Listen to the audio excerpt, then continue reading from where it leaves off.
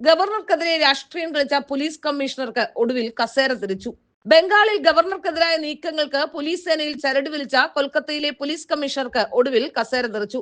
ആർജിക്കർ ബലാത്സംഗ കൊലക്കേസിലാണ് സ്ഥാനം നഷ്ടപ്പെട്ടതെങ്കിലും മറ്റു പല സംഭവങ്ങളിലും കമ്മീഷണർ വിനീത് ഗോയലിനെ ചുമതലയിൽ നിന്ന് നീക്കണമെന്ന് ഗവർണർ മുഖ്യമന്ത്രിയോട് കർശനമായി താക്കീത് നൽകിയിരുന്നു.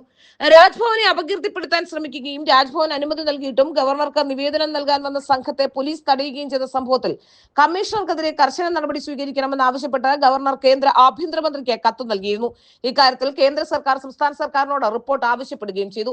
ഒരു സിവിൽ സർവീസ് ഉദ്യോഗസ്ഥന്റെ പദവിക്കും അധികാരത്തിനും ചേരാത്ത പെരുമാറ്റവും പ്രവൃത്തികളുമാണ് വിനീത് ഗോയലിന്റെ ഭാഗത്തു നിന്നുണ്ടാകുന്നതെന്ന് രാജ്ഭവൻ പലതവണ ചൂണ്ടിക്കാട്ടുകയുണ്ടായി.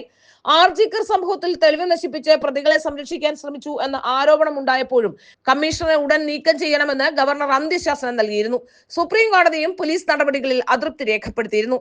നേരത്തെ സന്ദേശ് ഖനിയിലും സ്ത്രീകളെയും കുട്ടികളെയും പീഡിപ്പിച്ച കൊടും കുറ്റവാളി ഷെയ്ഖ് ഷാജഹാനെ സംരക്ഷിക്കാൻ കള്ളക്കളി നടത്തിയപ്പോഴും 72 മണിക്കൂറിനുള്ളിൽ പ്രതിയെ പിടികൂടിയില്ലെങ്കിൽ താൻ താമസം സന്ദേശ് ഖനിയിലേക്ക് മാറ്റുമെന്ന് ഗവർണർ ആനന്ദ് ബോസ് മുന്നറിയിപ്പ് നൽകിയ ശേഷമാണ് മമതാ സർക്കാർ പ്രതികളെ അറസ്റ്റ് ചെയ്യാൻ നിർബന്ധിതമായത്.